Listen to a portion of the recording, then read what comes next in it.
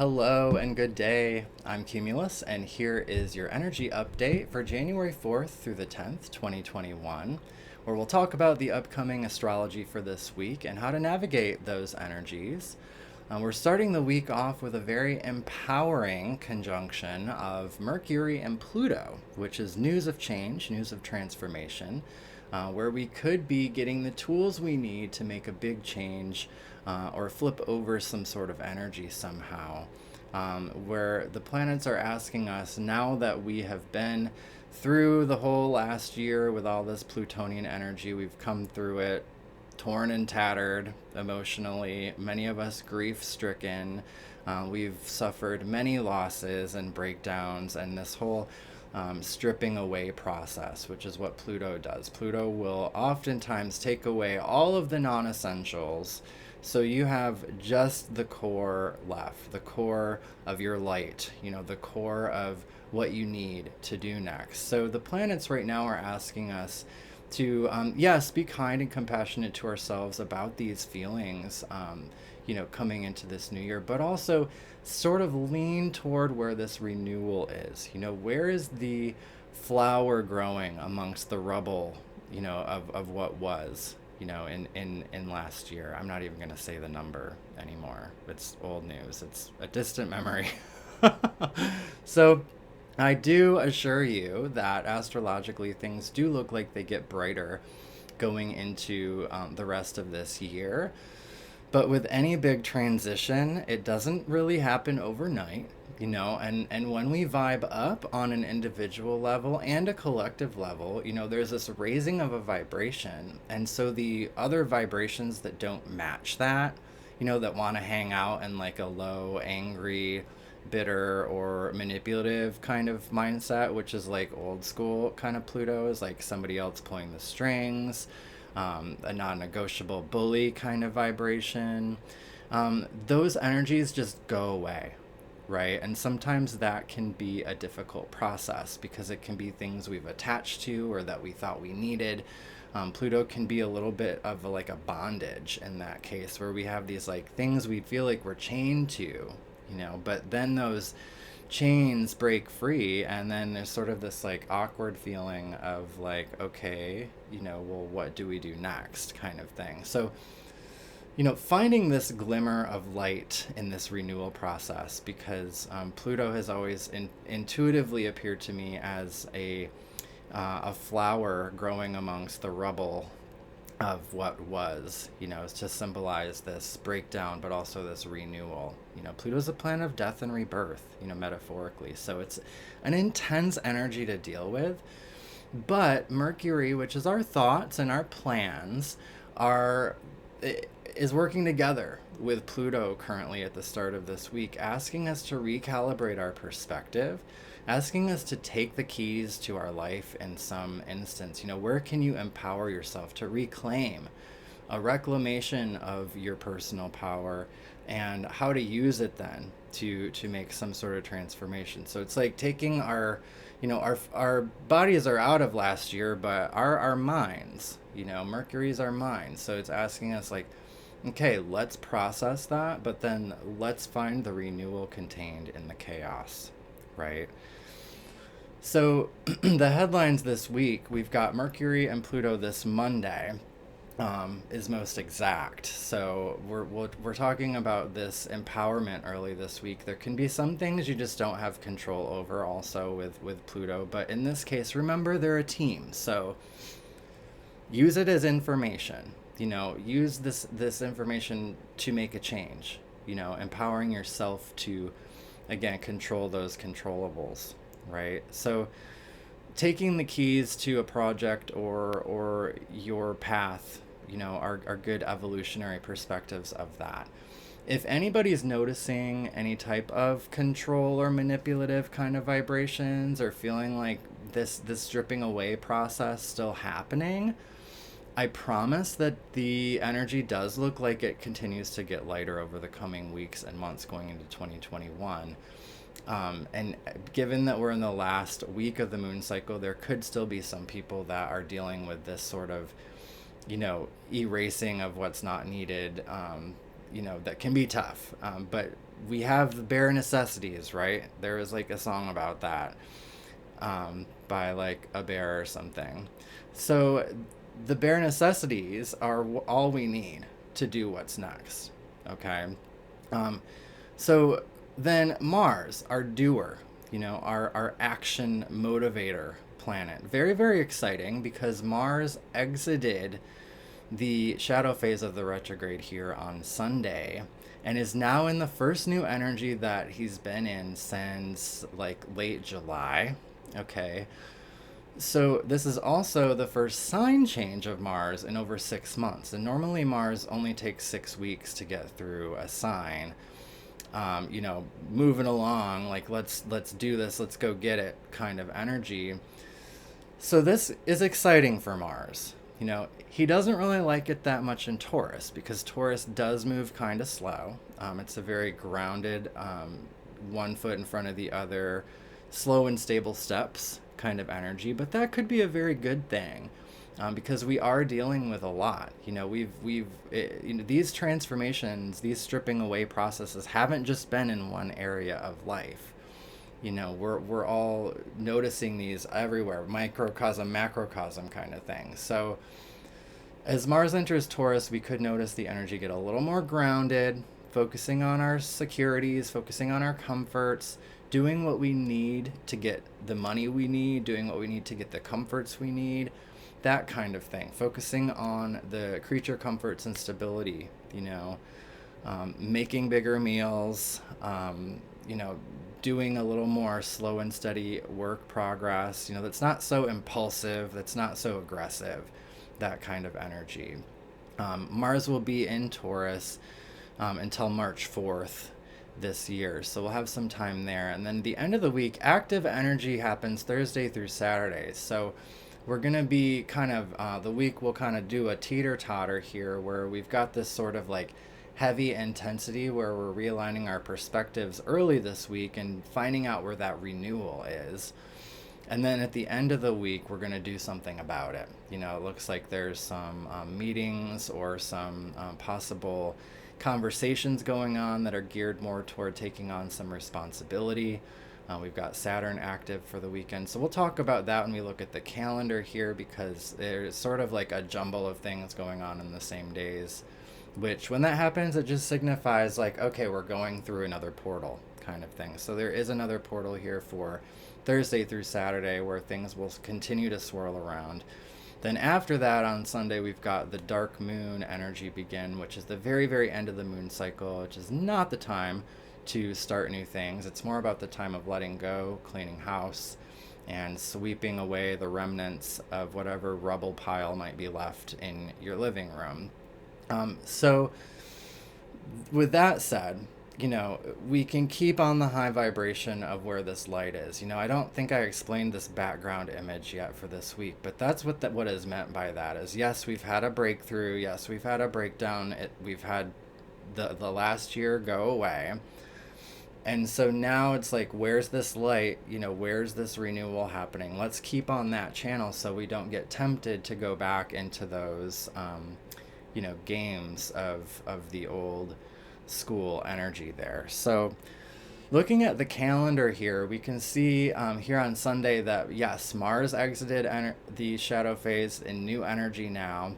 And we'll enter Taurus here Wednesday evening going into the weekend. So after Wednesday evening is when things will begin to feel a little more like grounded and a little more a little slower, but a pleasant slowness regarding our activities and our passions and getting what we need. However, I want to add some contrast to that statement because as soon as Mars enters Taurus, pretty much immediately, he's going to be like, hey girl, hey, to Uranus, which is the planet of unexpected change and breakthrough. These two planets can feel like a pressure cooker of sorts. It can feel, like stuff's about to change, but it hasn't happened yet. It's like this sort of like liberation, like let's break free of something kind of vibration. This aspect isn't exact until the 20th and 21st of this month, but given the sign there, and it will be within the orb of activation, we will start to feel that pretty much immediately. But just remember the slow and steady energy and reinvention. It's all about reinvention and upgrade. So we're looking to upgrade our financial situations, the way we handle our connections with money and what makes us feel comfortable and secure, that kind of thing. The other thing, Mars will start to be interacting with Saturn, which is responsibility, and Jupiter, which is expansion and growth, newly in the sign of Aquarius. So this reinvention energy will really start to take shape here coming close to the weekend, where the planets are asking us to actually take a physical step into building this dream or this reinvented plan or perspective. We've got to put actual action behind it now, rather than just talking about it or thinking about it. Okay. So notice there's no aspects here through midweek. That's probably a good thing, right? Because we've dealt with a lot, and after this Pluto-Mercury conjunction, we'll already know what's changing, and we'll be leaning toward that renewal process. Again, if anybody experiences any type of like lower vibration aspect of that, where you're feeling like, a darkness or a shade factor involved, those are the clues from the universe being like, it's time to empower yourself to move on into a situation that gives you more feelings of light. And so we'll have an aspect activation here then on Thursday. As soon as the moon enters Scorpio, she's going to activate Mars square Mercury. Okay, and Mars square Mercury is the energy of it's like a meeting or a conversation where sometimes not everybody is feeling the same way. It can be sort of an altercation kind of vibe. It's most active on Friday. The good news with this is that we have Venus trine Mars to support it. Venus is the feminine, Mars is the masculine. They're getting along, okay? So this isn't all like some big blowout argument. We've had enough drama, right? This is just about finding our common ground, finding a shared experience that we can have, where we can go our separate ways, okay? Or where we can satisfy the needs of both people, that kind of thing. So the signs most affected by the energy, before I get more into detail about this next weekend, the signs that are feeling this sort of breakdown process with Pluto and Mercury going all through this week and into next week are Capricorn, Cancer, Aries, and Libra. Okay, the cardinal signs have been dealing with all of this shift and transformation the most throughout the last year. So you all are being asked to really lean toward this renewal and reclaim your power. And when you need to, you can put your foot down about something or swerve onto another pathway to continue doing your own thing, that kind of vibe. So the signs Taurus and Virgo are actually in a really pleasant line with this because it's happening in Capricorn, the earth signs, to go with the flow about these changes. Trust the information provided. So Taurus and Virgo, yes, things might seem a little weird now that Saturn and Jupiter are in Aquarius, giving this challenge of goals and responsibilities for the coming years. But have trust in your transformation and the clues from the universe, and go in that direction of renewal, because you are very supported in this process. So Taurus and Aquarius will be feeling this meeting energy the most here on Thursday and Friday, because that's where the square is happening. But we could also include Scorpio and Leo in that discussion. This goes for signs and rising signs too, because you all are really needing to find some upgrade, finding this change of perspective and really committing to a goal or a process or idea, because the earth signs want long term, and this Saturn and Mercury on Saturday, it's all about commitment. It's all about goals. It's all about what do we want to do that's going to last, so a long-term agreement a renewal of something that would last a long time. What is something we can commit to? Where can we put in the hard work? And also, where can we have boundaries around what we'll allow in, as far as, who's involved in that work, or what, opinions we've asked for, those kinds of things. It can be a very hard kind of energy, but the hardness sometimes is just because it's very goal oriented. And it's firm in its perspective and its plan. So if it's not long term, if we're talking just about a quick fix, that kind of thing, Saturn would have you, think about what the lasting effects of the decision would be, or how things would progress into the future. And often we'll have a to-do list, a huge laundry list of items to accomplish with Saturn and Mercury too. But given that they're a team in Aquarius, it's probably reinventive and fun things that we're working on. So let's pull away from that whole like work has to be hard vibration of Saturn and Capricorn and acknowledge this Aquarian reinvention. Where's the fun? Where's the kind of wow factor in what we're doing here? Okay. And again, we do have social support from Venus and Mars. So it looks like we can find harmony, we can find these agreements, and things can work out beneficially, even if it feels like a conversation that's been needing to happen. Okay. So at the same time, you'll notice we've got Mercury and Venus both entering a new sign here on Friday. That's exciting news. So Mercury will enter Aquarius and join Saturn and Jupiter. So this is when our thoughts start to align now with this Aquarian energy. Okay, where it's more than just blogs on the internet and things like that we're reading about. We're actually like, oh, like we're picking up what the universe is putting down, kind of thing. It's where we find inspiration. It's where we find new connections, that kind of thing. So again, another clue to lean toward renewal. Okay. This renewal process, again, I don't think I mentioned this, is not really complete till the sun comes through this point all the way next Thursday. The sun will conjunct Pluto the same way Mercury just did early this week to give us more empowerment for this change. So Mercury in Aquarius is special this time because normally Mercury only spends 3 weeks in a sign. He just sort of scoots through, it's the planet of travel, right? And communication. It's like, we're gonna move through this thing. Well, we have a Mercury retrograde coming up. I didn't even want to say it. The end of January. And so Mercury will actually be in the sign of Aquarius to give us these reinventive downloads all the way until March. I wrote the date down here. March 15th. Yeah, so 3.5 months of Mercury in Aquarius rather than 3 weeks. So that's exciting. So we'll have time to, get these downloads. We'll have time to focus on the reinvention process. Again, it's not an overnight process.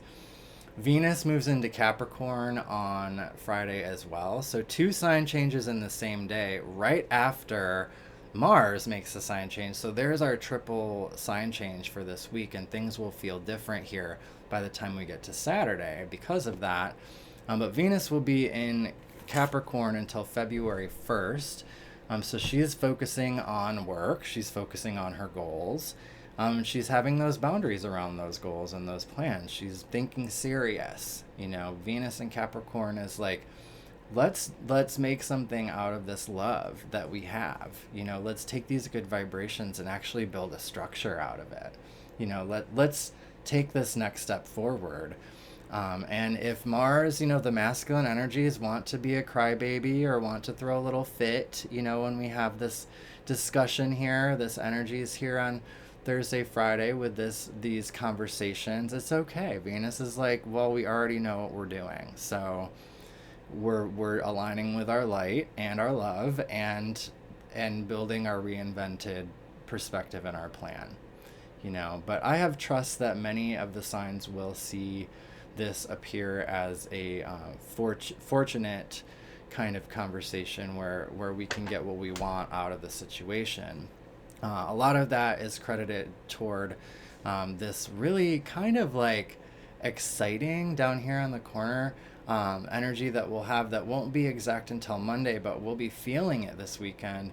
Look at all this Mercury Jupiter stuff. So Mercury will conjunct Jupiter here at the same time as conjunct Saturn. So I mentioned Saturn being responsibility and like news of long term, or building the blueprint, taking the plan and writing it down kind of thing. But Jupiter is like lucky news or good news, or news of growth. It's like Santa Claus delivering a message. I'm sorry, that was a terrible example because Santa Claus is like such a creeper who breaks into people's houses and it's really not cute.